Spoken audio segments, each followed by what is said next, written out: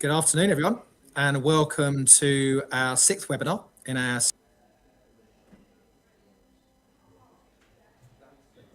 enjoying these. We'll keep producing them for you, and we'll pick what we think is relevant topics. And if you've got some topics you want to see, do let us know.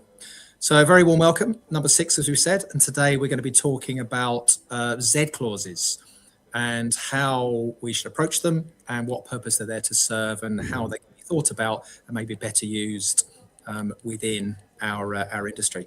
I'll introduce, these guys are going to introduce themselves, but David Allen from CECA and Ben Walker from Gather, they'll do some introductions along the way. So today's topic, hopefully you're going to enjoy this session. And yeah, we're getting into the deep dive of Z clauses and how they should be managed and introduced. David, do you want to introduce yourselves from CECA? Thank you, Glenn. Yeah, back again. I'm David Allen, the Executive Director for CECA Southern, and obviously very keen to engage in this episode or this webinar around the Option Z additional conditions within the NEC4. Obviously, Ben and Glenn will be best placed to provide an overview around this topic shortly. But first of all, I'll just remind you about CECA, what we do, and its place in the delivery of the UK mainland infrastructure. CECA Southern, the region that I look after, is just one part of a member-led trade association that represent organisations delivering and maintaining civil engineering across the UK.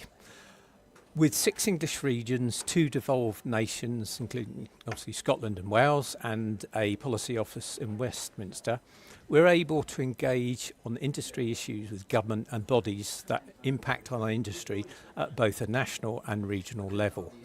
And you can find out more about what we do on our website. However, we do deliver training, and specifically around the NEC4 contract, where again we look to increase awareness and seek to promote fair and equitable use of this tool. So it may be fitting that we are shining a light on the use of option Z additional conditions to the NEC in today's webinar. All parties do need to understand their duties and obligations under the contract, and the inclusion of smart and appropriate Option Z additions will help to support the respective understanding of the parties. However, those additions and amendments that potentially generate ambiguity, particularly given that they are often not have not been tried and tested, or equally introduced inappropriate risk distribution, undermine the respective parties' understanding and therefore their confidence in being able to manage those risks. With our supply chain's governance procedures becoming an ever greater part in determining their ability to engage with infrastructure client groups, those imposing more favourable T's and C's will find it easier to attract the supply chain that they need to deliver their infrastructure and to get the outcomes that they anticipate. Given the government's proposal to invest over 750 billion as part of its 10-year national infrastructure strategy, it is important that the NEC is delivered in a clear and equitable manner. That said, please feel free to add any questions in the chat as we go through the webinar, and I'll now hand you over to Ben at Gather. Thank you, Glenn. Thank you, David. Welcome, everybody. And I guess we'll start with the why. So why Z clauses exist? So we'll have a good look at that. And the clue's in the name, really. So Option Z, additional conditions of contract, which can, of course, amend things, and also be wary of NEC contracts which have already been amended as well. So that's something else we'll perhaps discuss. You know, I like the etymology of these words, so I went and had a look at where amendments come from. It comes from amendment, which is a 13th century Middle English term meaning to better, to improve, or to correct. And that has some French origins. And even further back than that, amendere, Latin, meaning to free from fault. So there we go, perhaps that sets the scene a little. So we'll look at why perhaps we find fault and how to document the fault first. Then we'll look at more general best practice for approaching what some of the NEC colleagues call mischief, and how do we correct that and approach these additional conditions. Then we'll look at, ask ourselves the question, are there 3 types of Z clause? It's intriguing, so we'll think about that. We'll look at some Abrahamson principles around risk allocation, and the impacts that might have as well on resourcing, and how we really weigh up the context of a project before lifting our pen and starting to draft different changes. Glenn will take us through some style crimes, some copy and paste issues, and the topic of legalese and how that fits or doesn't fit with our approach. We'll sum up with some conclusions and hopefully point you in the direction of some useful resources, and look forward to some questions and answers. As with all these, I have to say this webinar is not legal advice, I guess particularly this one, none of them are, but hopefully will spark a bit of debate and conversation, and that hopefully adds to the useful dialogue on these sorts of things. And I would say as well, in order to protect the innocent or the guilty, whichever way you like to see it, the various Z clauses that we've dreamt up tonight, we've dreamt them up with the help of AI. So they are not from real contracts, although they might well look familiar. Okay, so that's a quick run through what we're going to cover. We'll jump straight in and look at why Z clauses exist. So in order to do this, we perhaps just need to remind ourselves of NEC's typical modular structure. And we have these core clauses, we have main option clauses for payment, we have dispute resolution options, secondary option X, which is internationally appropriate and cover, I think, 29 different options now, which we can pick and choose from to fine-tune our contract experience. Option Y, which are jurisdiction specific and bring us into that jurisdiction law, if you like, the relevance of it. And finally, secondary option Z, which is all about these additional conditions of contract. And a little bit of trivia, if you're drafting a Z clause, and please be careful if you do, you'd start at Z2 because Z1 already exists in the contract. So there we go. Now, for those of you who have been on one of my training sessions since 2007, I've always squeezed in this little helpful analogy. I like an analogy. Sometimes the sillier they are, the better and easier we remember the content. So I liken the core clauses to a mobile phone on the basis that if you don't have it, you haven't got it. So you need this. This is the foundation of everything that is NEC and the starting point for that optional selection of choices. We then have a flexible approach to choosing a payment mechanism. And I liken this a bit to the tariff that you choose based on whether you want the value for money of a contract, if you're going to use it, or rather budget certainty that a contract arrangement might give you versus the value for money of a pay-as-you-go. So really it's horses for courses and it's down to your context and choice. My analogy doesn't stretch to dispute resolution, so I'm going to jump that and go straight to these option X's. And the benefit of these are they're created by the manufacturer, aren't they? We go shopping for Samsung or Apple or whatever brand you use, accessories, you know that they're going to work. The only surprise would be if they didn't work. And you pick and choose them in combination to get your experience working for you. When we come to Z clauses, these give us ultimate flexibility. They allow us to take a screwdriver to our iPhone or our Samsung and perhaps ask somebody to make us a case of our own design, perhaps of a specific color and something ergonomic in our hands. So the point here is that we're really, we're off into the woods a little bit. These aren't tried and tested. There will be some degree of trepidation about whether or not they're going to work, and therefore we need to take extra care. And of course, in getting those things made or created or changed, we're going to need a bit of discussion and share our ideas and actually maybe state why the case on the shelf isn't a good fit for us. So I think the overall thing with this is there's no right or wrong, just more or less appropriate given the context and the appetite for risk and resourcing of the parties. So with that little warm-up, I'll hand over to Glenn, who is going to take us through the best practice for drafting additional conditions. Okay, this is probably our most important slide of the night, and there's a lot of context here. So we might have some questions on it as we go through, or we could pick up on the end. So this is best practice. This is kind of our recommendation. There's some industry recommendation as well.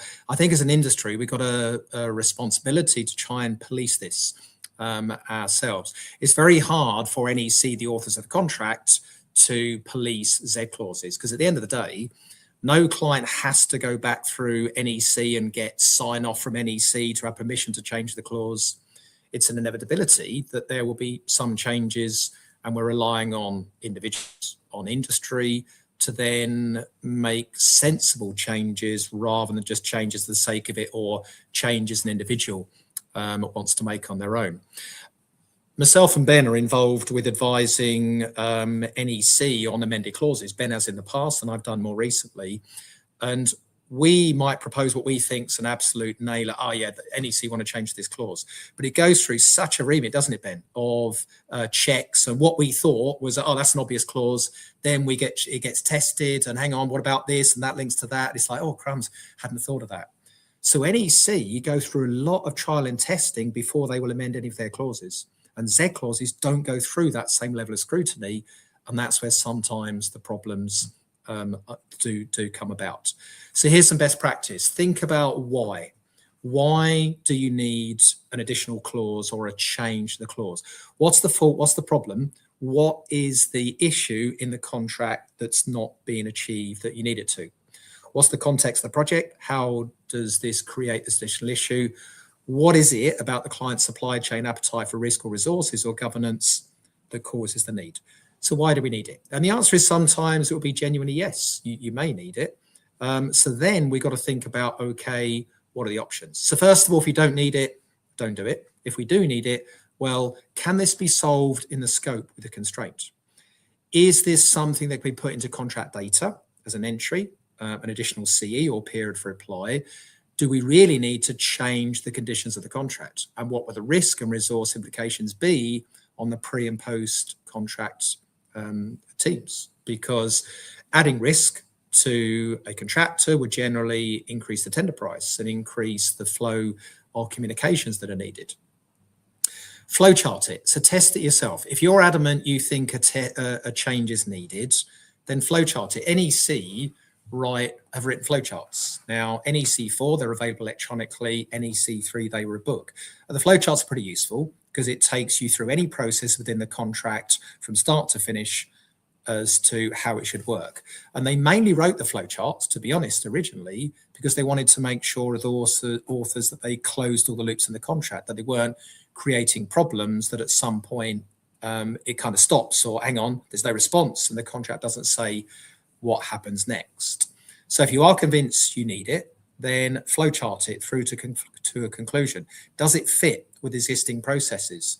Because the amount of times that Ben and I see Z clauses that then contradict something that's already in the contract, and straight away you're creating an ambiguity, and that then causes other problems. And actually, if a Z clause creates an ambiguity, the ambiguity clause says it goes against the party who created the ambiguity.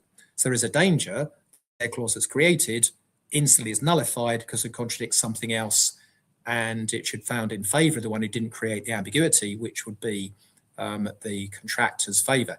That is, of course, unless they change the ambiguity clause. We'll come to that later. So there might be unintended consequences as a result of this additional Z clause. Function. How would I describe my approach to solving the problem in the why statement? So why do we want it? What other parts of the contract should the user be now aware of? Are there corresponding scope or contract data entries that are needed as a result? So by writing a Z clause might mean something else needs to be completed. How does this impact the day-to-day operation, risk or insurance provisions that may be needed? So what consequences could come about because of this particular clause that's been written? And in terms of draft, what concepts already exist that we can use? So when you're drafting it, use identified terms that already exist. Don't make up your own phrases. Don't write a phrase that's capitalized and pretend it's defined when it isn't. So use the existing phrases we have, identified terms, use verbs, registers, program. Make sure we're using the right language that we currently have within the contract. Have you followed the general drafting advice in the NEC User Guide Volume 2? So in the User Guide Volume 2, there is guidance in terms of how you should be putting these together. Have you followed the guidance written by the NEC? Have I at each stage of this process sense checked? So get someone else to check it as well. Internally, try and get someone else to at least check what you've done. You can even chuck it to an NEC expert. We're more than happy. We're always very happy to speak to clients who want to run by, can you just check this from NEC perspective? Are we doing a good thing here? There's any number of experts out here who can help you with your draft document. So we've seen an increase, certainly within GMH planning, we've had an increased number of clients recently who've given us their proposed Z clauses and said, look, could you just run through this? Give us a sanity check. What do you think? Good, bad, indifferent. And that's great because they're asking for advice. The trouble is they're the ones who are intuitive and recognizing the problems this could cause. The ones that don't think to ask are the ones that may be causing the bigger problems. Ben, anything to add on that monster slide? It's a good slide, isn't it? But genuinely, this is like the thinking of many years of looking at these things and trying to head off the problems. And the phrase "measure twice, cut once" comes to mind. And I think what happens is sometimes we bypass all of those steps and jump straight to drafting. And if you don't double check the why with ultimately the client initially, and then really put that out to the supply chain and see how they feel about it, you're creating almost an unexplained change, which can set all sorts of hairs running. And we'll look at a few examples of where the perception might be polar different. I think I'd just say, Glenn, on the flowchart bit, if you've got subcontracts, then just be aware that if you're changing the timings to accommodate different governance, if you're changing the timings, for example, then don't forget to be sympathetic down into the subcontracts as well, across to the subcontracts, as my friend Richard Patterson would say. So we want to make sure that it works as a system across the project, not just across the contract. The other thing I would suggest is when drafting this, if you haven't got immediate access to experts to check, if you're unfamiliar with NEC, then something I used to put in every examiner report for ICE is look, use the index. If you haven't got the digital version, which you can search guidance on, use the index, because NEC is one of the strengths is each clause is easy to read and digest. NEC doesn't do cross-referencing to other clauses, so that's a good thing, but you do need to take care that you understand the whole of the picture. So if you're in a defect workflow, look up the word defect, check that you've read all of the clauses that mention the word, and then you've got yourself a bigger picture, check it on the flowchart. So it's just that thing about getting the whole picture. And again, I really think the big lesson from here is, and it would head off so many problems, is just publish your thinking. So initially internally perhaps, so talk to the client. I think this is my why I think we need a change. Can I test that with you? What is your appetite for certainty versus value for money? Check these things. We might find that we don't need to progress down through here, which, as Glenn said, is in our drafting experience, certainly the case that we find that some things are solvable in other ways.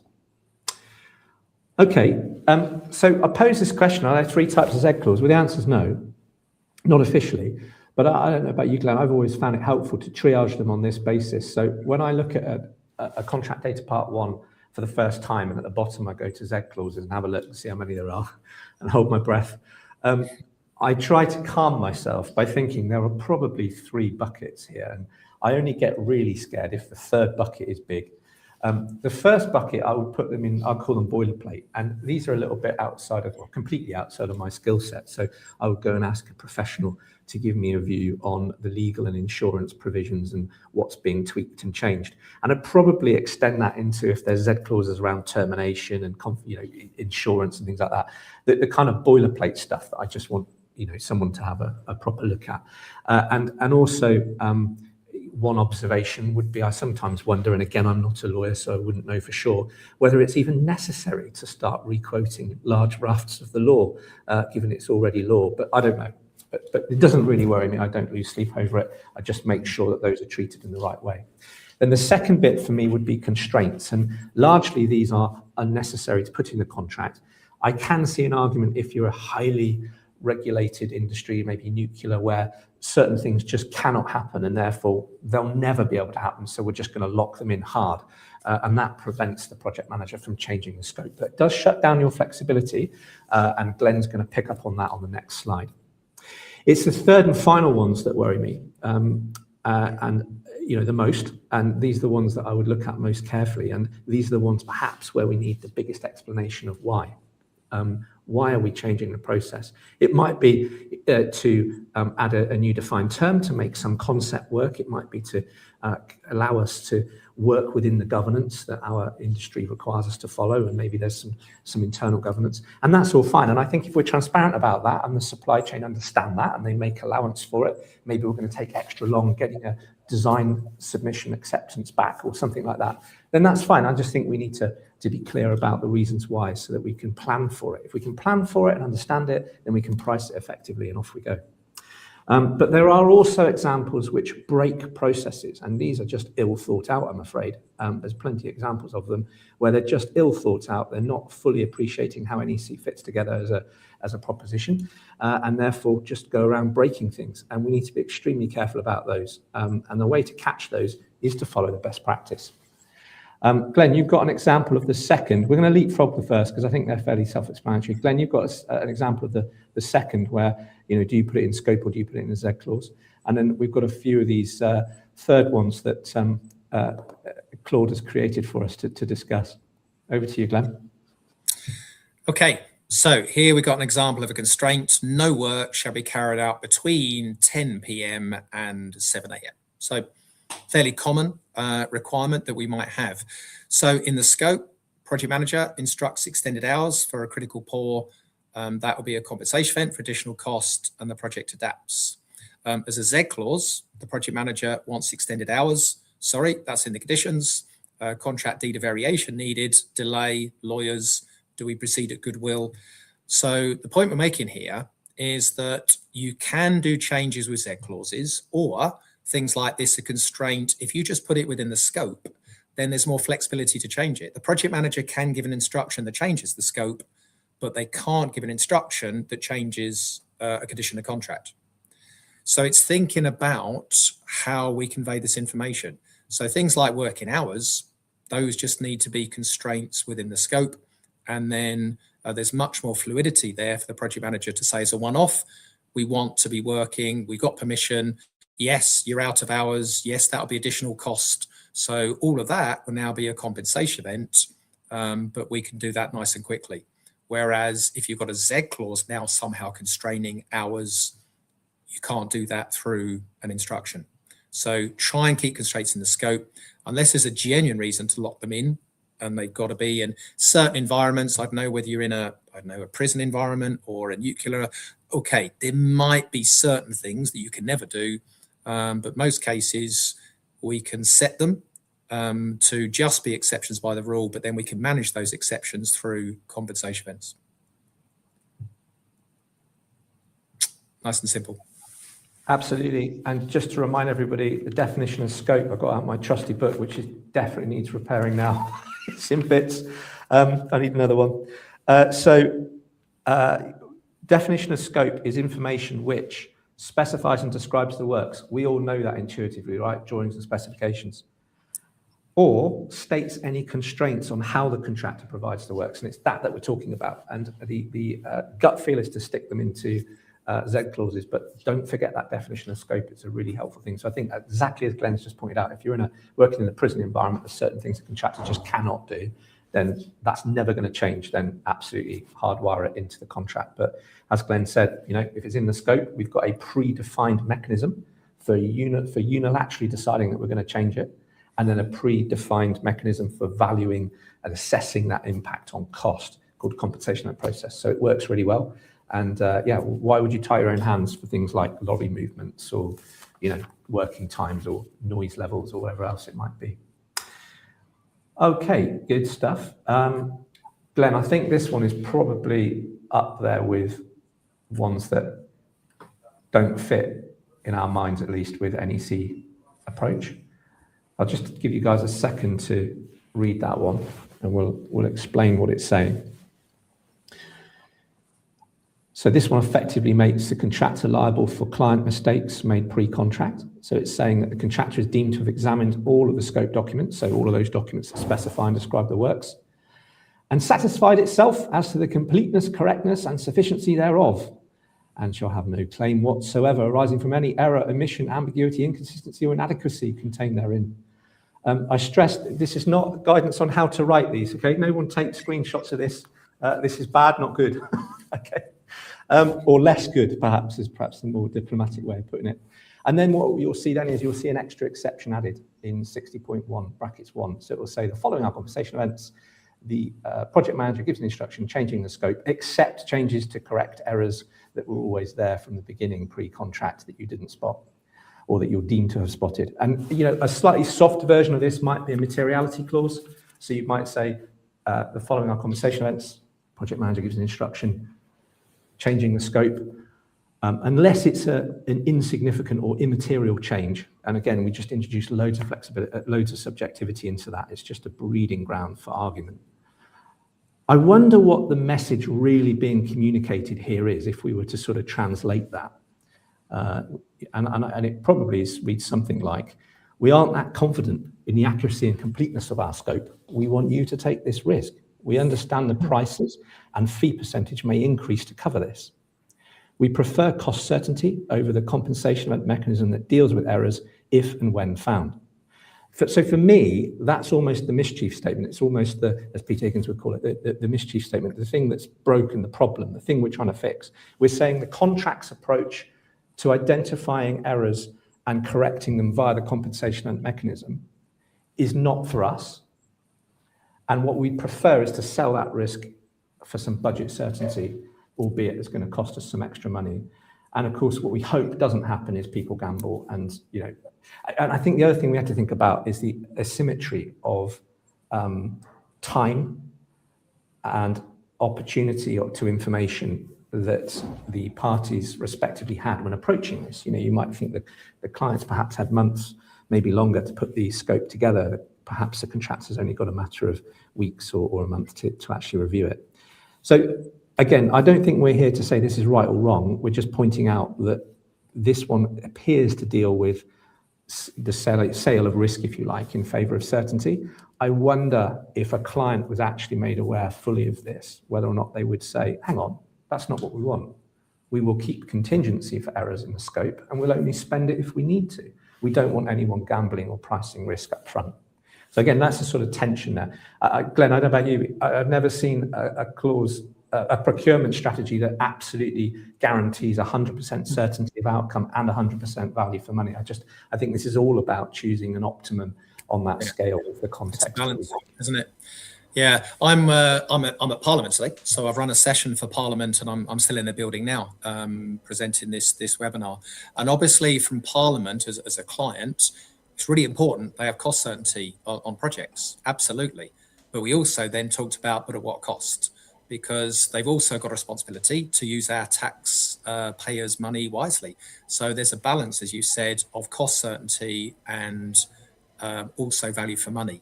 So what cost is it going to be to put all of the risk of contract documents onto the contractor? It's going to be massive.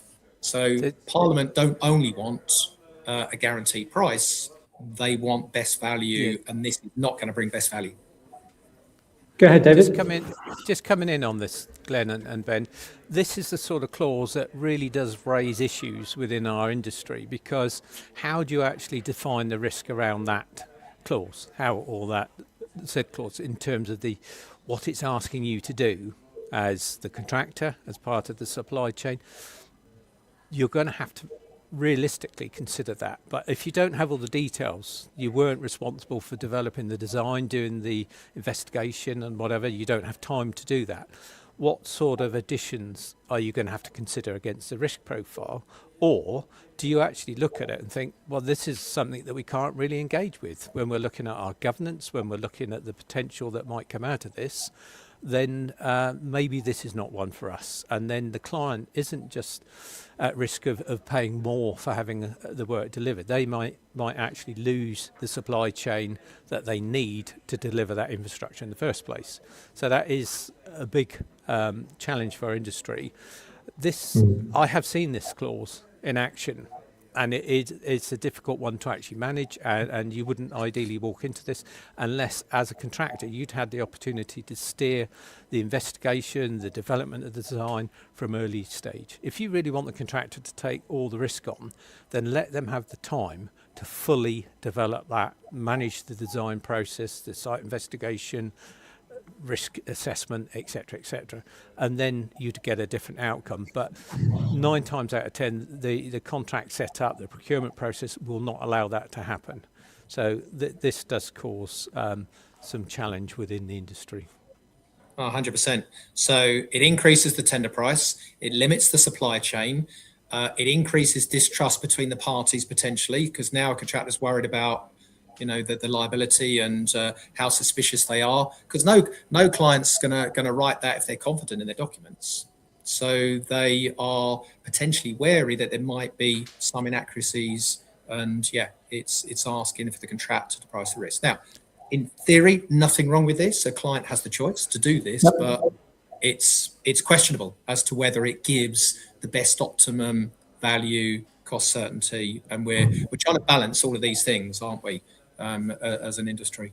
Yeah, I don't think our intention tonight is to preach one way or the other, or to say something is good or bad. I think probably easier to say it's more or less optimum given the context and the client's appetite for risk. You know, that's really what we're talking about. But also, of course, the supply chain's appetite for risk. If we're putting something out there, I had a good conversation with David earlier this morning, and you know, we're putting something out there that is you know, untenderable, then we're going to get maybe not the full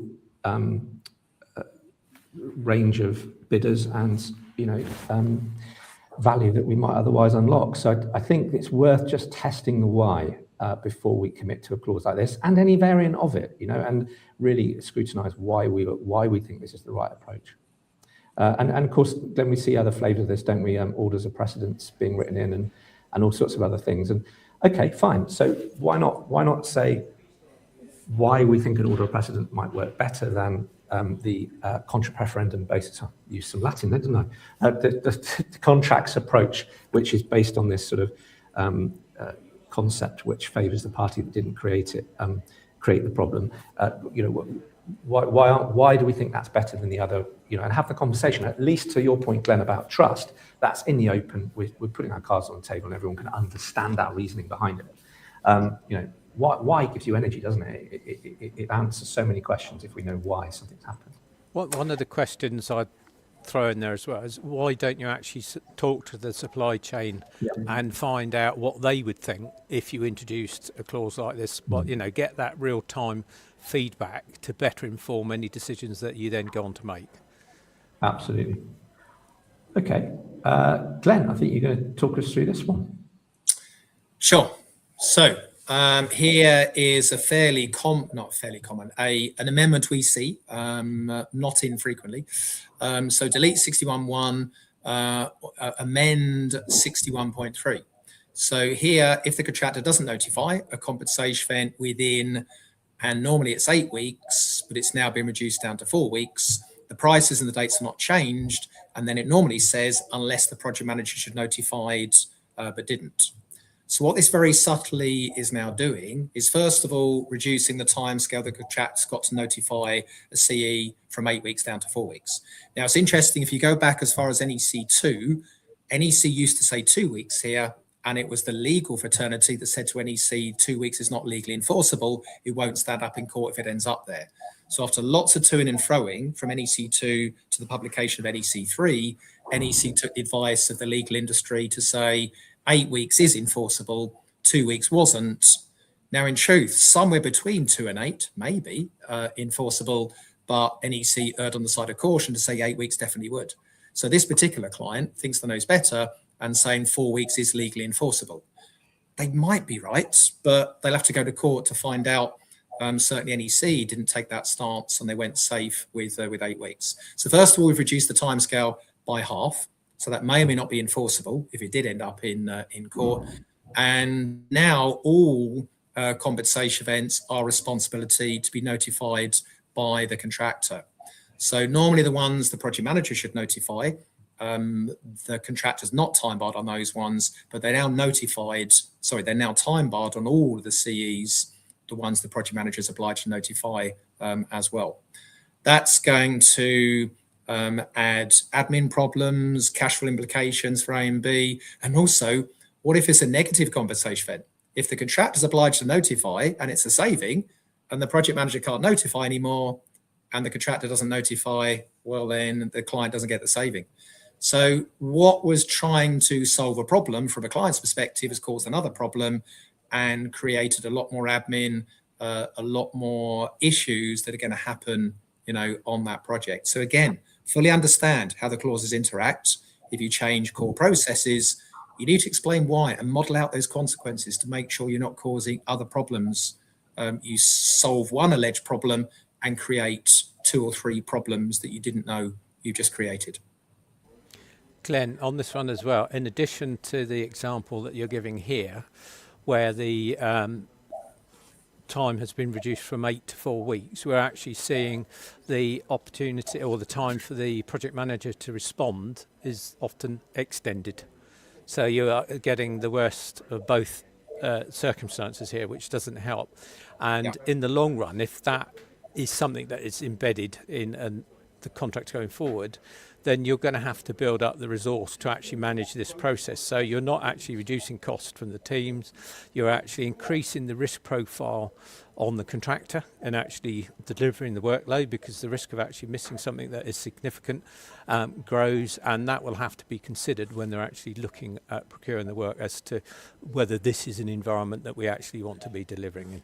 I think you hit a great point there, David, and it goes back to something we've covered before on previous episodes, which is about the empowerment and authority of the project manager. If clients are appointing project managers and then tying their hands, that's problematic. And I struggle to see why we need more than the 1 week under clause 61.4 to make that decision, because it is an objective decision. And there's nowhere in that decision where I understand people need to go to boards for acceptances, but this isn't really an acceptance. It is an acknowledgement that a compensation event has occurred. So it's not like we can say, oh, hang on, I'll check with the board. Oh, I've heard from the board now, 2 weeks, 3 weeks later. Unfortunately, I can't accept this as a compensation event. We can't afford it. That ship sailed. There's either a physical condition, or there's a weather event, or there's an access issue, or there isn't. So really, it's a very objective test. Did it happen or not? And I think we encourage people in our training, Glenn, to try and give that 1 week reply. Try and give that the same day if you can, because why would you hold that process up, particularly for a contractor who's operating on option A or B, where that compensation event implementation, that commercial process to finalize the price change, that's the only way they're going to get paid for that extra bit of work, because it's that change to prices that gets included in the next assessment. And so really, a project manager acting to promote spirit of mutual trust and cooperation is one that is trying to do that rapidly. And again, I think we said it many times, these timescales are not targets, right? They're maximums. So let's see if we can beat them. Okay. So this is another one, and again, not right or wrong. Incidentally, on that last one, I think I'll just add that you can see the plausible thinking behind this. We want all CEs notified promptly. So it's not necessarily from a bad place. It's just we need to understand why, because there might be better approaches in order to fit. And sometimes I've seen really big organizations through my work in the contract management system world, when they actually presented with the data, those big organizations revisit that governance and say, well, actually, we've now got empirical data that shows that because we've turned the governance up here, it's costing us money here, and they're much better to find an optimum. And it's an interesting piece of work. Glenn, perhaps we could explore that in the future, how big data helps us make better empowerment decisions of project managers and governance overall. And the other thing I used to find was that the more people in a chain of sign-off for something, the quality can sometimes drop, because everyone's thinking everyone else is looking at it. So there's a lot of human behavior back in all this stuff. This one's a brief one to explain. The client here wants to delete certain things around the client, around the project manager or the client, getting back with communications on time, withholding acceptances for reasons not in the contract, not doing things by the date they said they would do. And again, this might come from a kind of genuine place of uncertainty. So let's play that out. We're saying, look, we have a complex project with strict governance, and we need more time and flexibility to administer it how we see fit. There may well be occasions where we're not going to be able to provide something for the date shown on the program for providing it. Okay, so it's a strategy, and without saying it's good or bad, it's a strategy.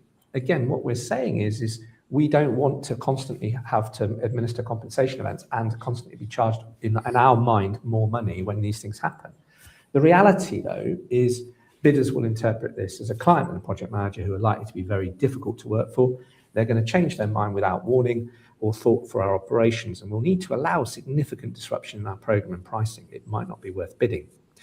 A perhaps more optimum approach to this would be to elongate some of those period for replies, to maybe Z-clause some of those reply periods and other things, so that the governance is more sympathetic. The contractor can plan up to that level pre-contract, so they can allow for it. You'll pay a bit more money, but okay, it's closer to reality. And then just allow the compensation mechanism to kick in. That will give you that balance of degree of certainty, but a degree of value for money where you're only paying for these things if you fail to provide something or if you fail to reply on time. And you know, give early warning as well.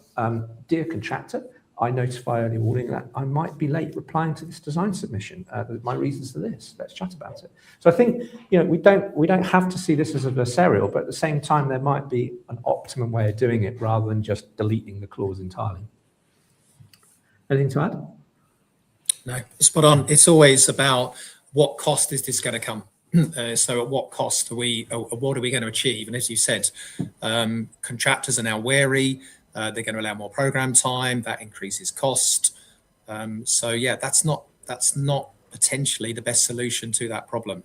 So keep these in, and occasionally there might be a compensation event, but there's other ways of managing, better ways to deal with this than to delete them and then elongate the process, which is a big risk for the contractor. Yeah, if we know our governance is complicated, then price for it or tone it down, you know, and then draw on that contingency as and when you need it. The alternative that this appears to do is to try and chuck that contingency at a certainty in advance, which can't be good value for money, can it? But anyway, we could debate. It goes back to the argument, though, about having that collaborative engagement at the right time and the behaviours around the contract and actually addressing the issues that arise. So if you've got a contract, you know where some of the complications might arise. If you're actually engaging with that during the procurement process and engaging with the parties that are all taking part in that procurement, at least you are communicating the intent, you're providing clarity, and people can look at it in a more objective way. Quite. And talking of behaviours, this next one's an interesting one. Glenn? Or, I mean, where do we start on this one? Should we we'll leave it at that, shall we? So delete 10.2, the obligation to act in a spirit of mutual trust and cooperation. I mean, look, on training, we talk about 10.1, the obligation to act as stated in the contract, and the very useful addition of 10.2, almost creating like an obligation, a culture as to how we should be, which is to act in this spirit of mutual trust and cooperation. Now, whilst I think it is important, 10.1 is even more important to follow the rules of the contract. Whatever you think of this, to actually say you're going to take it out, then what message does that bring that you're intending not to act in a spirit of mutual trust and cooperation? We've written a CECA bulletin on this. I think it's number 14 from memory, what it does mean to act in a spirit of trust and cooperation and what it doesn't. But certainly, don't take it out. It's a nice reminder, and that's it really. But to delete it gives the very wrong message. Agreed. Okay, this next slide, and I think it's the last but one, is just looking at risk, resourcing and context, and some Abrahamson principles can help here. So there's 5 things really.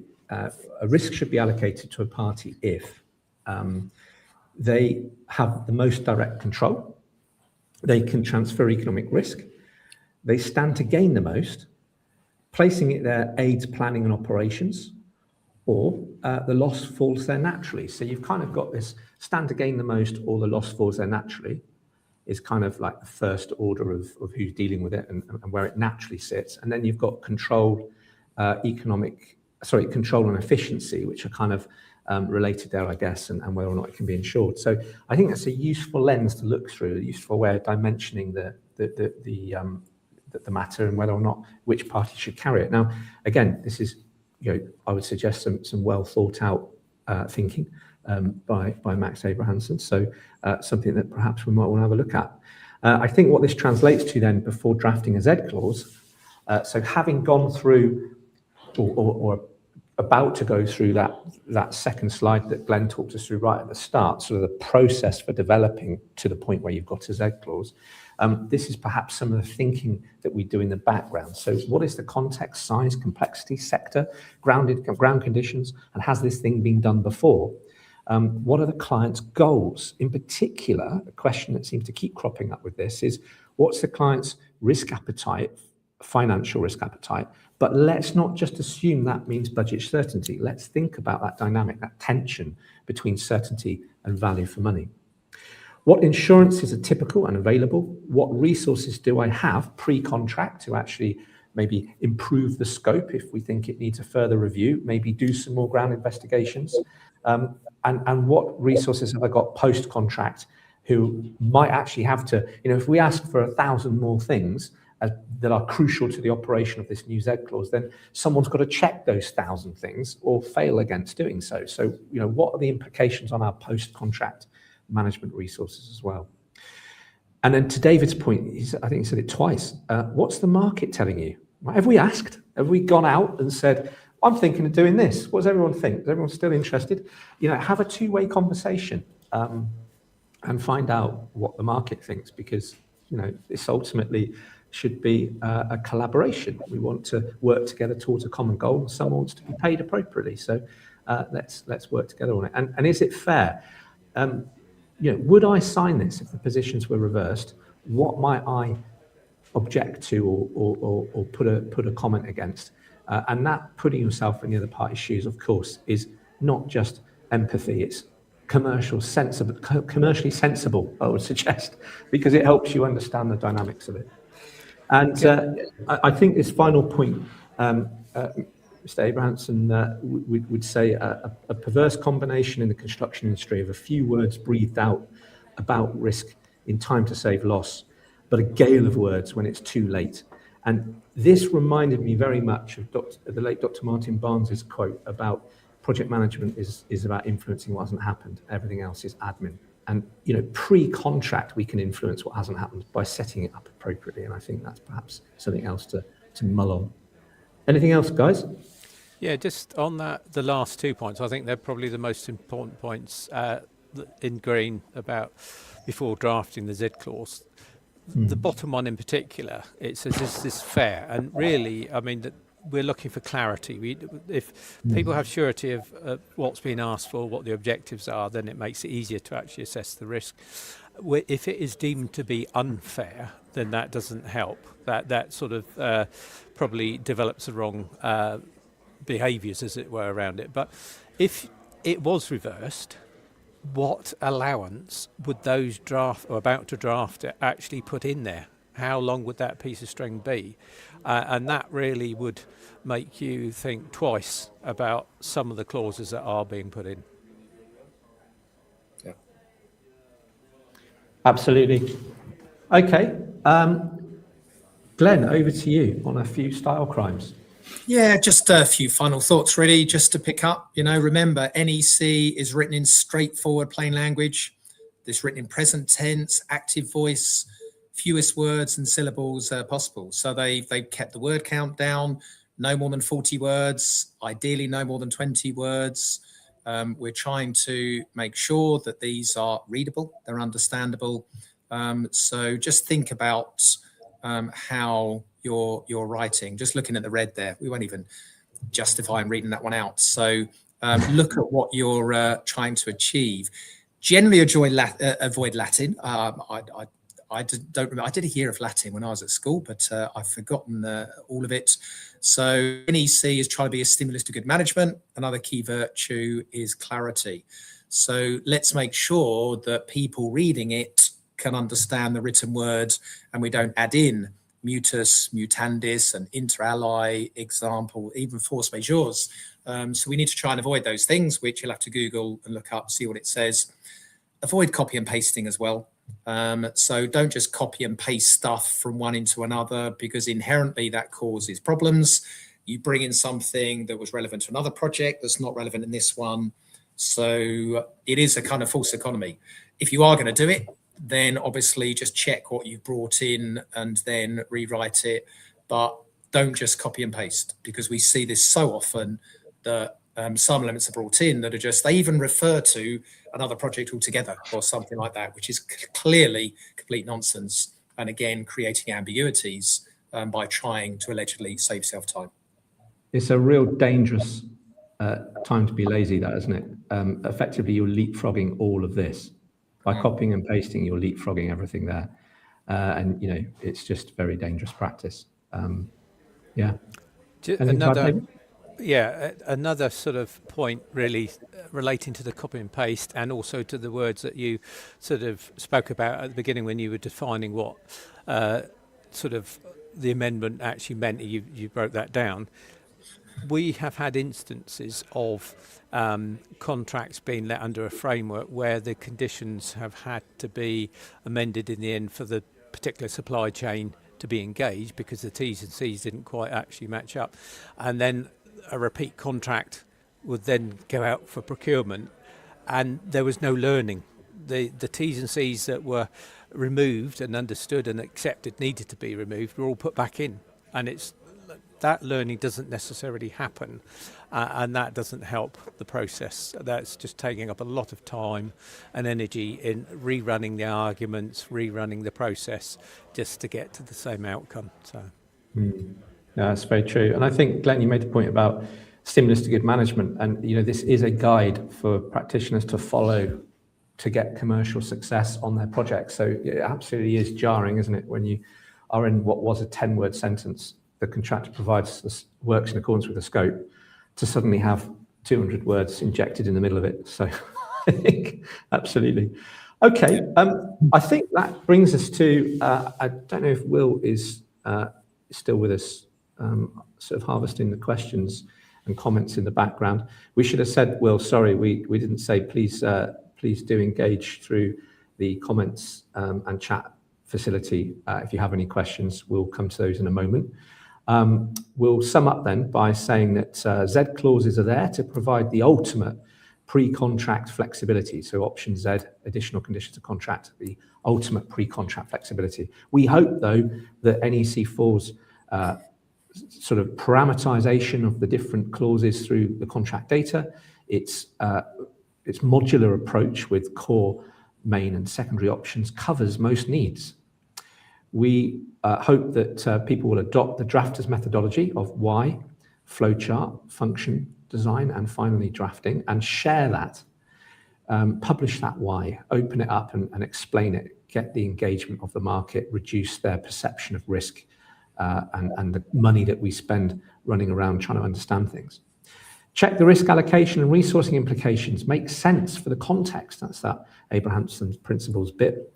Copy and paste is dangerous. Set an optimum strategy for every project. It doesn't take long. A procurement team, once they've learned how NEC fits together, it's the whole point is we can tailor each project or contract as it comes along. Style matters. If it doesn't sound like NEC, then ask yourself, you know, are the people going to be able to use these amendments easily? Does it make sense? Is it coherent? Is it intuitive? Transparency builds trust. I think we've seen that a lot through what we talked about so far. So check your intentions. If you're helping a client draft this, check those with the client and the supply chain to kind of gauge reaction and reduce the uncertainty, and because you'll get a better price. It's short-sighted not to, right? And let's get the best price and the closest engagement we can. So that brings us to the end. Questions and answers. Plus this little reminder there of the read and follow the general drafting advice there on page 49 of the user guide. And this one's volume 2, preparing an engineering and construction contract. There's one for each of the forms in the family. Just to advertise, I think we're going to put the link for the next one, episode 7, which will be understanding the role of contract data. So if you found today's webinar useful, join us on Monday, the 2nd of March for the next one in the series, which will be a good look through contract data and understand how to approach that. But I think that leaves us, guys, to take some questions. Yeah, I can see, well, we've got some comments. Yeah, oh, there we go. There's one from our very good friend, Richard Patterson. He's still on the phone on his photo. So Richard said, and rightly so, if a contractor misses the time bar on a £100,000 change in the scope that is now not required to be notified by the project manager, will the contractor really get that for free?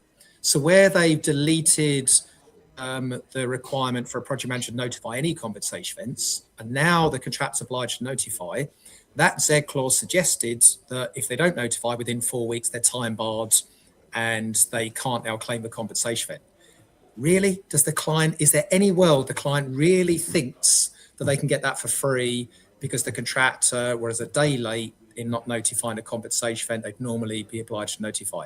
Now, there's an argument to say there's a Z clause that's changed that. If that went to court, I cannot imagine any lawyer, any judge who will agree that the contractor is time barred. So I'd certainly say that would fall in the category. We're not lawyers, but of an unfair clause, and that would not be enforceable in a court, I would imagine. I cannot see any world where they get that for free. But so again, knows, it doesn't work. Who knows, right? That's the problem, isn't it? So I mean, by the black and white of what's written, it looks like the intention is they wouldn't. But if we're talking here, the context to Richard's question is if we had that Z clause we flashed up earlier, I think it's the second one, wasn't it? I mean, it's a bit like when people say to me, oh, I've been approving or agreeing design submissions. I've not been accepting them, I've been approving them. Have I accidentally taken some liability? I mean, the answer is I don't know. I know what the clause says. It says accept them. It says acceptance doesn't change your responsibility to provide the works or liability for design. If you start approving them, I think all of us have to sort of in harmony say we don't know. A lawyer won't know, only a judge will tell you. So I think it's similar with these Z clauses. We start departing from what is understood. There's the risk, isn't it? And I know, Richard, you'll have your own view on this. So thanks for the question. Can I just add a bit on chat? What do you think? Yeah, can I just add a bit on that? I mean, I think Richard's sort of question in the round probably also alludes to behaviours that might then ensue around that. And I think if you're looking to work in a collaborative manner in a way that's going to deliver the best outcomes, then you need to be sensible with the clauses that you actually embed, because missing out on that for one day will create significant ripples within the overall scheme of things, and as I say, it does impact on behaviours. So, but let's write what we mean, right, and then act as we've agreed. Yeah, and this comment picks up the same. So again, Camagello is talking about adversarial tone from the start, and then it does beg the belief about, well, why choose NEC in the first place? If you're going to write Z clause that undermines some of the key principles of NEC, then why choose it in the first place? So that is a very inherent problem, and I agree, it's demoralizing. And NEC was brought about to improve things, to save money to the industry, to create better relationships, to create transparency, and sometimes Z clauses can undermine the very principle that NEC was brought in to do in the first place. I just wonder whether, though, Camagello, you think that perhaps there's some of these clauses that the perception is that, but actually they come from a perfectly good place, and they've just not explained the why. And once you find out, oh, it's to do with governance and it's complicated, and you have an opportunity, perhaps even better, to influence that, then that might soften it a little bit. So, or they might not have even got that far because someone else will have told them that it was a bad idea for X, Y, or Z. So I think that's true for some of the time, but there'll be plenty of clients writing things that they're not intending to depart from the NEC spirit. They're just doing so potentially in an uninformed way. And whatever the reason, we probably can agree that we need to get it right. And that's why it is absolutely important that there is clarity around the Z clauses. There's an explanation to explain why we're going down this route, so that everybody knows, and then you have the opportunity to manage that circumstance. Okay, I think we've got time for one more question, because I'm keen that we finish one webinar once on time. So maybe it's today. So from Sean, with the above, how would you reflect that in a programme? I think, again, it's more of a question, isn't it? And when he says with the above, everything we've gone through today. So, all of those extra risks that you're putting on, if we're putting more risk on the contractor for ambiguities in documents and things like that, all of that is going to have to be reflected in the program. So as well as price, it's also going to reflect in the program, and obviously time is money, because if it's going to take longer on the program, that increases premiums as well. So yeah, with difficulty, but again, it will be reflecting risk, and that Absolutely. will. So yeah. Absolutely. And of course, the scope, we can explain that risk as, again, in some of the scope, and that can come out through some of the information, some of the scope templates explain our governance and things like that, and the management processes. That might be very helpful to communicate and have a conversation on pre-contract, so that we can get the expectations aligned. I know. David, final word? No, I think we've covered a lot of detail here, and I think it is about behaviours. It's about what outcomes we're really trying to achieve as a collective, and if there is greater clarity as to why we're having to put these clauses in or these options in, then at least that would be the starting point. But it's really how they impact on the risk profile of the project that needs to be considered, because at some point you won't have anyone lining up to actually engage. And let's let Jennifer have the last word. She said it, not us. So some of these amendments seem to be intended to protect clients from their own delinquent project managers. Jennifer, what a wild, crazy statement that is. Yes, we'll leave you with that thought. We couldn't possibly comment, Jennifer, on that at all. Gentlemen, time's beaten us. So thanks everyone for joining us online. Thank you, David. Thank you, Ben. Always great to have these discussions, and hopefully food for thought. That's why we're doing them. We're trying to help everyone think about how we can improve our industry, and these webinars just go a small way of trying to do that. So thank you for joining. This will be online shortly. So if you missed or want to replay anything, or you want to recommend this to some of your fellow colleagues, obviously the recording will be made available tomorrow, and you'll be able to watch it again. So the next session, as Ben's already said, 2nd of March, we'll be talking all things contract data. So thanks again, and we'll see you in 4 weeks' time. Cheerio. Thank you. Thanks, everyone.